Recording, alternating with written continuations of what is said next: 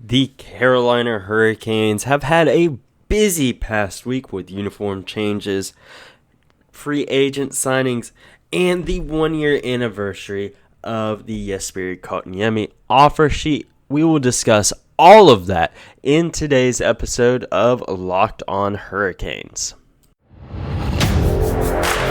You're Locked On Hurricanes, your daily podcast on the Carolina Hurricanes. Part of the Locked On Podcast Network. Your team every day.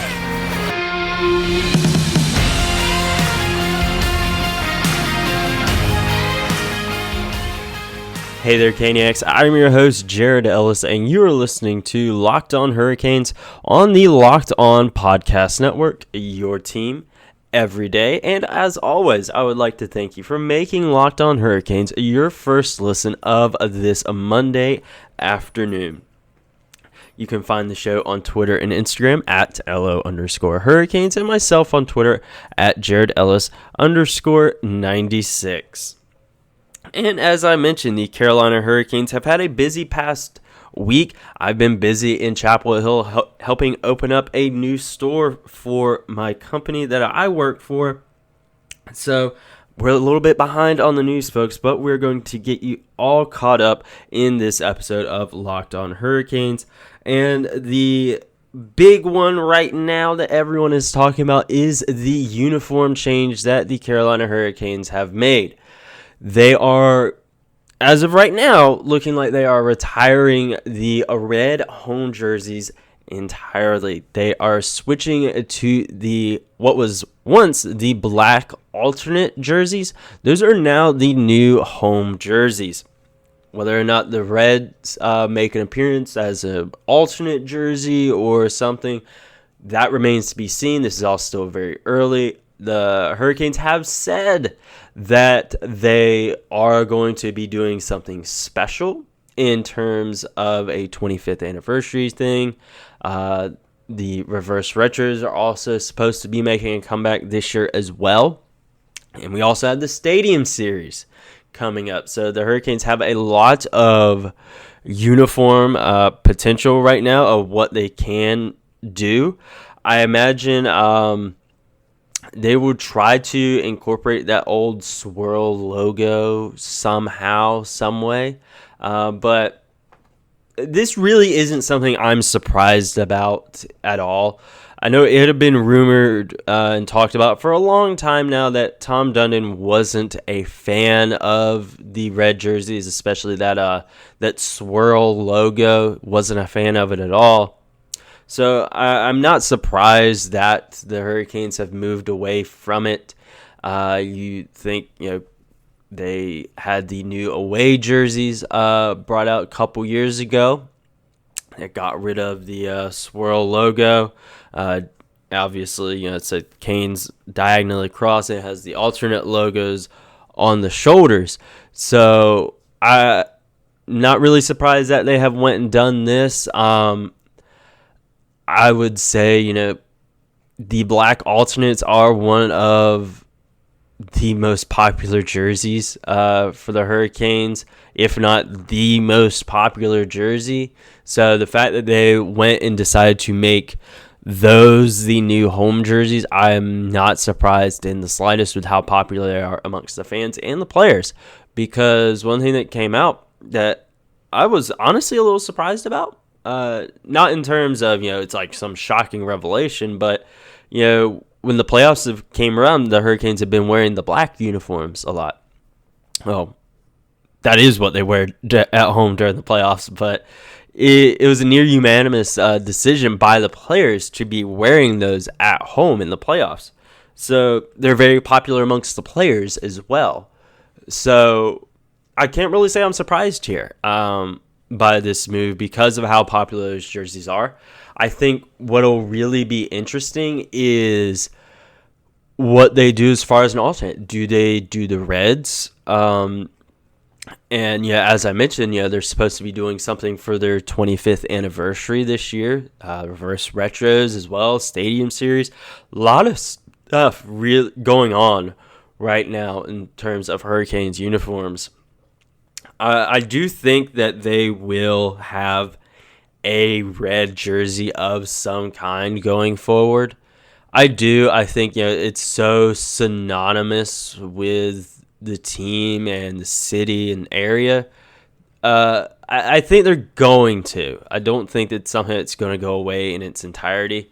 I think it'll probably be redesigned for sure. And another thing I'm thinking about is, with the Hurricanes, that swirl logo was the primary logo. The warning flags was the alternate logo. So what are they going to do? Does that mean they're changing the primary logo as well to now the alternate logo is the primary logo? That is something that's very interesting. I do think that is probably going to be the case. Obviously, nothing has been said in terms of that as of this recording, but I do think that is a strong possibility of the alternate logo becoming the primary logo. I know fans have been really high on it and really liking it, and I know some folks have said to make it the primary. So it's not something it wouldn't surprise me if that does become the case, because now you don't have those red jerseys, you don't have that swirl logo. I think that alternate warning flag logo is going to be it. Because as I mentioned, Tom Dundon supposedly doesn't like that swirl logo.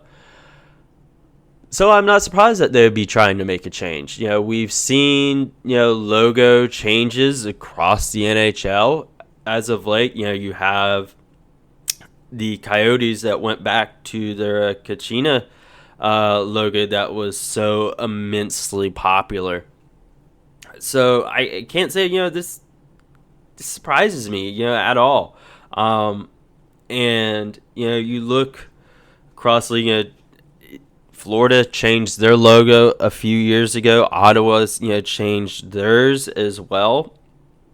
And, it's not something that's really super surprising. Obviously, you have the, kind of redesigns of said logo, like Tampa. They're obviously one that's first one that comes to mind for me. And then of course, Anaheim. They, it's obviously been years since they did their stuff, but their ones, they've changed their logo in somewhat recent memory. So I think the Hurricanes will keep the swirl logo incorporated somehow. I think it's been around for so long, I don't see them getting rid of it entirely. It's just going to be a matter of how they use it. Another thing that just crossed my mind, sitting here, is what will be at center ice now. Is it going to be the warning flag logo? Or is it going to be the swirl logo? I think if it were me, I'd probably go with the warning flag, because you don't have the swirl on anything, any of your primary jerseys, whether it's the home or the away. It's not there anymore. So I think you need to go with your primary logo, which at this point is the warning flag. And this is something that, as I said, I'm not surprised it's happening. It's 25 years. Obviously, there's been little color changes and whatnot throughout the years, but the full-on logo change, I'm not surprised. We went through some NHL teams that have changed their logo in recent history, and then you just look across professional sports. It's something that happens every few years. Then a team will change their logo and change some uniforms, and this is the Hurricanes' turn this time. I think at this point it's going to be interesting what they do as far as new alternates, anniversary jerseys, stuff like that. That's going to be what is really interesting now. But it's all speculation right now. So we won't really know until we know. Obviously, there's stuff happening there in the office appearance arena, but we're not privy to that information until it gets put out there. But in the meantime, The Carolina Hurricanes 1 year ago yesterday tendered their offer sheet to Jesperi Kotkaniemi. We'll look back on his first year here right after this quick break. This is a public service announcement from the National Highway Traffic and Safety Administration. Are you one of those people who thinks it's okay to drive stoned? What's the worst that could happen? You end up driving below the speed limit? It's no big deal. Wrong. The truth is your reaction time slow way down when you're high. You're not only putting yourself in danger, but everyone around you. Talk about a buzzkill. Stop kidding yourself. It's not okay to drive high. If you've been using marijuana in any form, do not get behind the wheel. If you feel different, you drive different. Drive high, get a DUI. All right, folks, we're back, and yesterday was the 1 year anniversary of the Carolina Hurricanes tendering their offer sheet to Jesperi Kotkaniemi. This is one, it caused, a big thing, at the time, and because of how the Hurricanes went about it. And, looking back on it, we got a full year under it. His full first year is over and done with. So now looking back on it, I feel that this is one that it was a bit of a mixed bag. And it was obviously, an offer sheet, so they're going to have to overpay.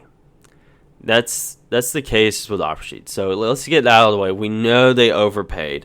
It's a 1 year contract. Little over $6.1 million and a $20 signing bonus.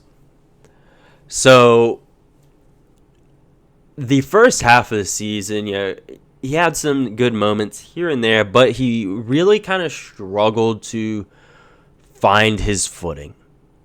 And I think, part of that, could be attributed to his development at the NHL level. Montreal, not the best at developing young players. And, Jesperi's, example of that. He's a top 3 pick. He was number 3. Svetch was number 2. And, I feel, he's still behind in his development in terms of being an NHL player. But the second half of the season rolled around. He really seemed to start to come into his own. And, I'll also say, with him, it could have been, his role on the team. He wasn't, a key piece. He was a bottom 6 guy. A lot of fourth line playing time. So he wasn't, having the opportunities that, Sebastian Aho was out there. But, now that's going to change because he did start to develop better and look better out there. And the Hurricanes inked him to an 8-year contract extension. He's going to be the new second-line center with Vincent Trocheck now being a New York Ranger. So he is going to have a much, much bigger role on the team moving forward for the next 8 years. He's going to have a much bigger role should everything go as planned. Obviously, 8 years is a very long time, and things could change. Things could maybe not pan out the way we expect them to, the way the Hurricanes expect them to. But I think that the Hurricanes, they were really interested in him when that draft happened. They obviously took Svetch instead, but they had eyes on him. So I'm not surprised they made a move for him.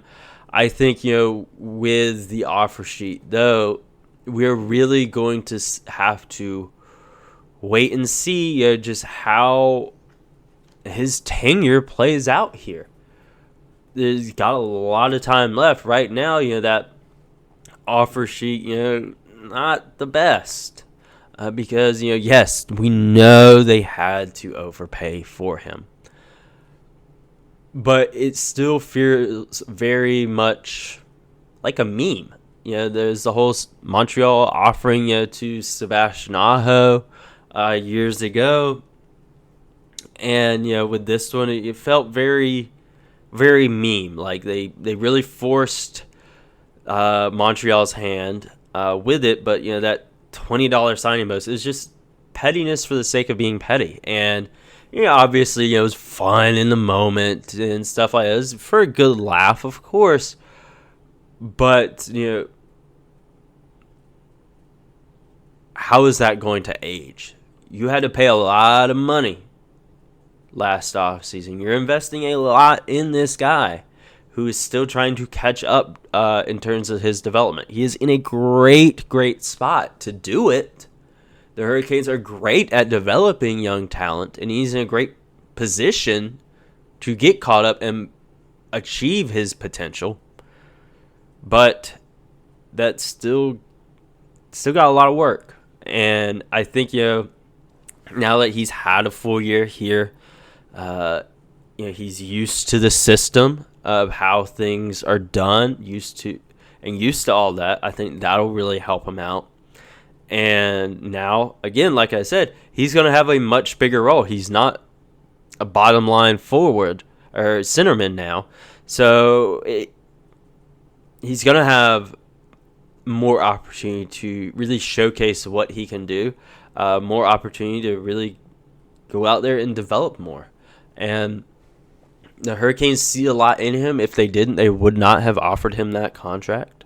So it's one that I think has the potential to age well, but also has the potential to age pretty bad because of, again, just the meme-ness of it all, the pettiness of it. It felt very, like they're really trying to get back at Montreal for what they did offering to Sebastian Aho.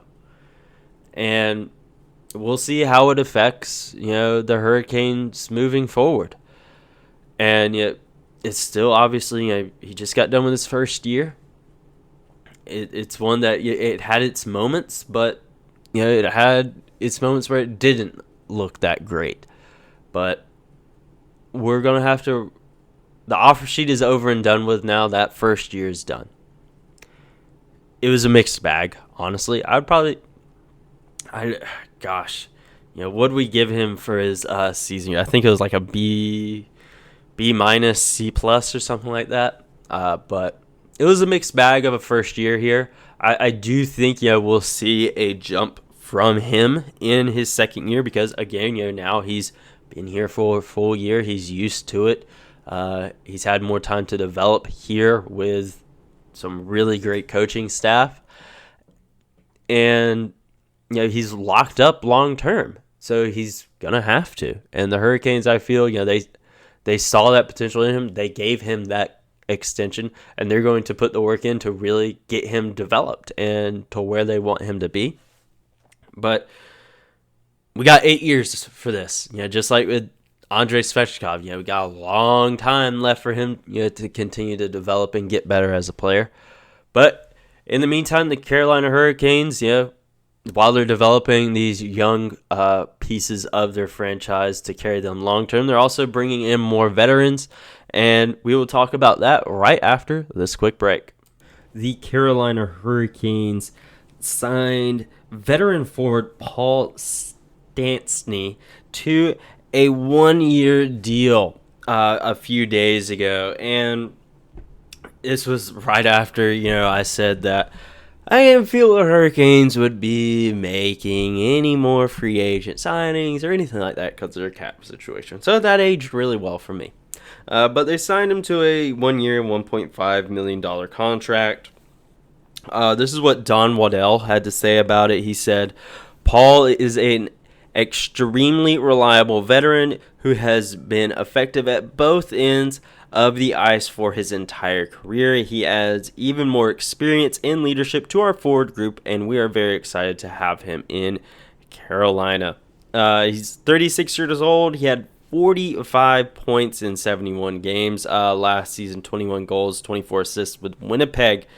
And, I wasn't, overly familiar with him. So I did reach out to Harrison, the host of Locked On Winnipeg Jets. And he said that, he is a very good middle six center who can play up and down your lineup as need be. Still a very good passer and a solid shooter.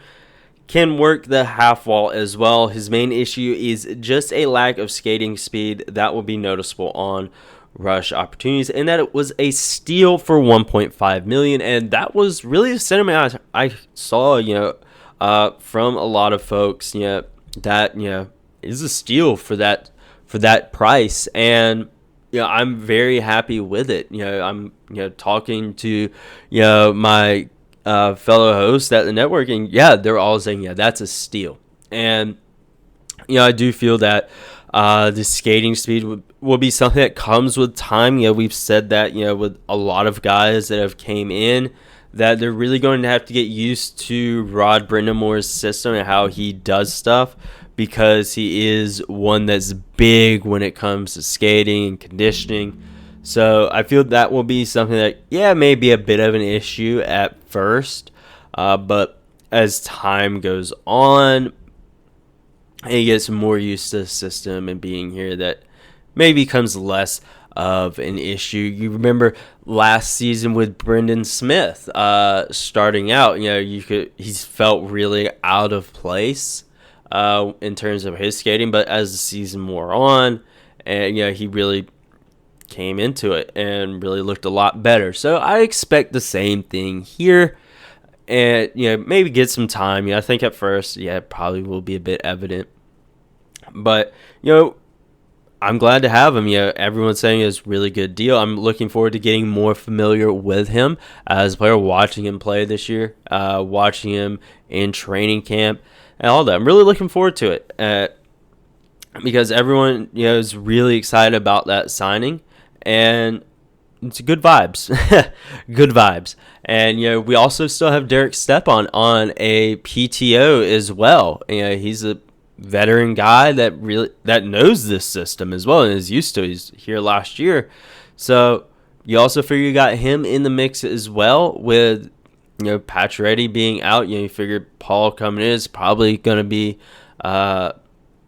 one to try to help there. You also got Jack Jury coming up as well, or likely coming up when the time comes around. So the Hurricanes are looking really good right now. They're looking really good.